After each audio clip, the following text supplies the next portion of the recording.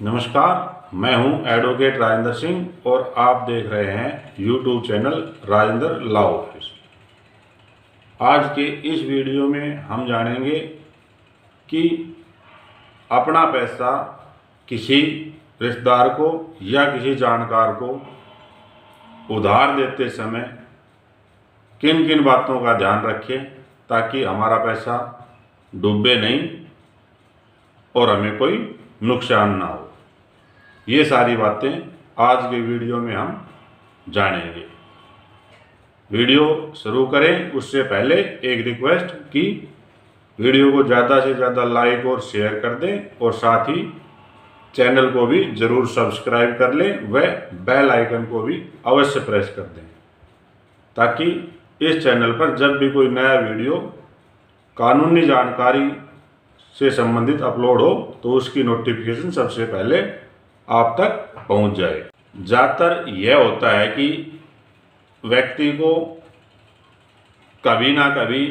अपने पैसों के अलावा कोई कार्य करने के लिए या कोई और ज़रूरत पूरी करने के लिए पैसों की ज़रूरत पड़ जाती है और वह ऐसा पैसा या तो किसी बैंक से या किसी और वित्तीय संस्थान से कर्जे पर लेता है या यदि किसी जानकार या रिश्तेदार या किसी सगे संबंधी के पास पैसा है तो वहाँ से भी पैसा उधार लिया जा सकता है। और ज़रूरी भी है कि जब किसी व्यक्ति के पास या जानकार के पास पर्याप्त मात्रा में पैसा हो तो उसे अपने संबंधियों की या जानकारों की ऐसी परिस्थिति में मदद भी अवश्य करनी चाहिए। लेकिन कई बार ऐसी मदद नुकसानदायक भी साबित हो सकती है, इसलिए कुछ एक बातें हैं जिन्हें हमेशा ध्यान रखना चाहिए और कोई भी उधार पैसा लेन देन किया जाए तो उसमें उन बातों का ध्यान रखना चाहिए। और वे बातें कौन सी है जिनको यदि हम ध्यान रखें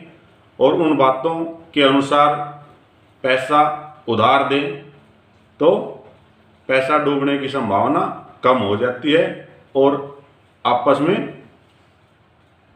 दोस्ती, रिश्तेदारी या कोई अपना आपसी संबंध खराब भी नहीं होता है। क्योंकि पैसा ऐसी चीज़ है जिसके बारे में अक्सर सुना जाता है कि यह रिश्तों को खराब कर देता है। तो इसलिए रिश्ते खराब ना हो और व्यवहार भी बना रहे तो इस वीडियो में जो बातें बताई गई है उन बातों को ध्यान रखकर ही पैसा उधार दिया जाना चाहिए, जिससे हम नुकसान से बच सकते हैं और आपसी संबंध भी स्पष्ट बनाए जा सकते हैं। कौन कौन से ऐसे ज़रूरी कदम हैं जो हमें पैसा उधार देते समय उठाने चाहिए या याद रखने चाहिए, आज के इस वीडियो में हम जानेंगे। तो चलो अब हम जान लेते हैं ऐसे कौन कौन से बातें हैं जो पैसा उधार देते समय याद रखी जानी चाहिए। तो सबसे पहले तो जब हमारे पास पर्याप्त पैसा हो, पर्याप्त से अभिप्राय अपनी ज़रूरत से अधिक यदि पैसा हो तो ही किसी अन्य व्यक्ति को पैसा उधार दिया जाना चाहिए। सिर्फ इसलिए पैसा उधार नहीं दे देना चाहिए कि किसी जानकार ने पहली बार पैसा मांगा है और आप उसे इनकार नहीं कर सकते। तो ये बात स्पष्ट हो जानी चाहिए कि जब हमारे पास अपनी ज़रूरत से अधिक का पैसा हो तो ही हमें पैसा उधार देना चाहिए। आगे इसमें कोई भी पैसा यदि दिया जाता है तो उसमें पैसे को वापस देने का समय जरूर निश्चित कर लिया जाना चाहिए। क्योंकि अक्सर होता है कि किसी जानकार ने पैसे मांगे हैं और आप उस पैसे को ऐसे ही बिना कोई समय निश्चित किए दे देते हैं, जिसको बाद में रिकवर करने में या वापस मांगने में रिश्ते या संबंध खराब हो जाते हैं और कानूनी प्रक्रियाओं में उलझना पड़ सकता है। इसी में और आगे यदि पैसा कम हो या यूँ समझे कि यदि थोड़ी धनराशि का लेन देन किया जाता है तो उसमें ज़्यादा समय के लिए नहीं दिया जाना चाहिए। हाँ, यदि पैसों का लेन देन ज़्यादा मात्रा में हो तो 1 या 2 साल का समय निश्चित किया जा सकता है। और इसी में आगे यह कि जब भी कोई पैसा उधार दिया जाता हो तो वह कम से कम 2 व्यक्तियों की मौजूदगी में दिया जाना चाहिए, और ऐसे दोनों व्यक्ति दोनों ही पार्टियों के जानकार होने चाहिए, लेने वाले के भी और देने वाले के भी। और इसके साथ ही जब भी पैसा दिया जाए तो उसका लिखित अवश्य बना लेना चाहिए, अर्थात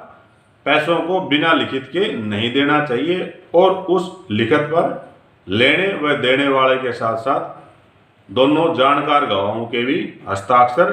और नाम पता अवश्य लिखा जाना चाहिए। जहाँ तक संभव हो पैसा ब्याज पर नहीं देना चाहिए, अर्थात जब किसी जानकार को, रिश्तेदार को पैसा दिया जाता है तो उससे इस पर्पज के लिए ना दिया जाए कि ब्याज वसूल करना है, क्योंकि मजबूरीवश वह जानकार या पहचान वाला ब्याज तो देता है लेकिन उससे भविष्य में संबंध खराब हो सकते हैं, क्योंकि कोई व्यक्ति हमसे या आपसे तभी पैसा उधार मांगता है जब उसे किसी अन्य स्थान से, बैंक से या कोई और वित्तीय संस्थान से पैसा नहीं मिलता है, या यूँ समझ ले कि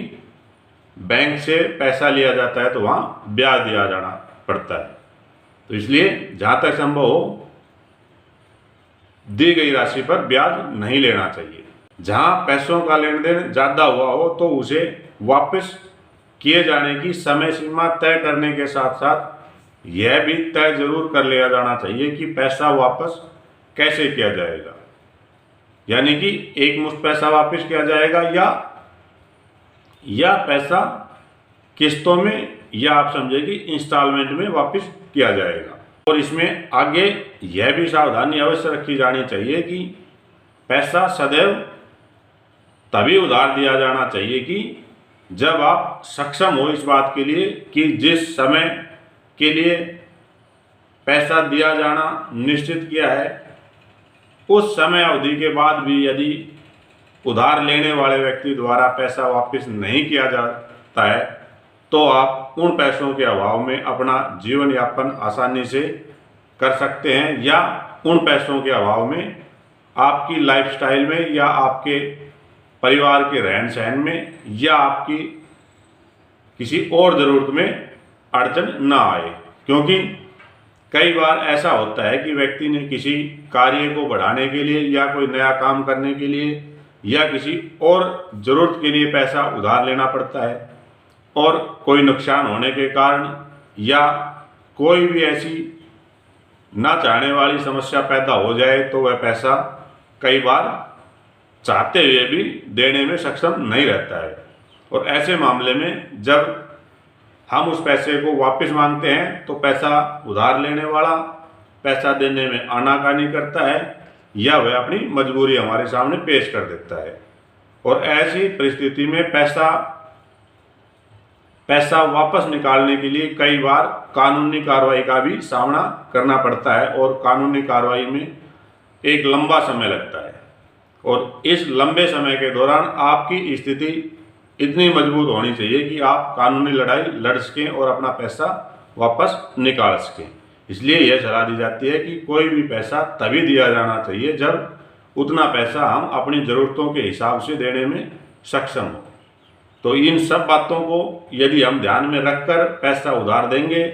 तो बहुत कम संभावना है कि हमारा पैसा डूब जाए या हमें नुकसान हो जाए। फिर भी अगर ऐसी परिस्थिति उत्पन्न हो जाए कि पैसा जो उधार दिया है वह डूबने वाला है, तो आप इस वीडियो में बताई गई बातों के अनुसार जो लिखित की हुई है या जो गवाह बनाए हुए हैं उन सब का सहारा लेकर आप कानूनी प्रक्रिया से कोर्ट द्वारा अपने पैसे को उधार लेने वाले व्यक्ति से रिकवर कर सकते हैं। उम्मीद है वीडियो में बताई गई बातें जरूर आपके लिए उपयोगी व काम की सिद्ध रही होगी। वह वीडियो अवश्य ही आपको पसंद आया होगा। वीडियो को ज़्यादा से ज़्यादा लाइक और शेयर कर दें और चैनल पर यदि नए आए हैं तो चैनल को भी जरूर सब्सक्राइब कर लें। यदि पहले ही सब्सक्राइब कर लिया है तो आप सबका बहुत बहुत धन्यवाद। हम फिर मिलेंगे इसी चैनल पर ऐसी और कानूनी जानकारी के साथ। आप जुड़े रहिए इस चैनल के साथ। आप सबका दिन शुभ हो, मंगलमय हो। धन्यवाद।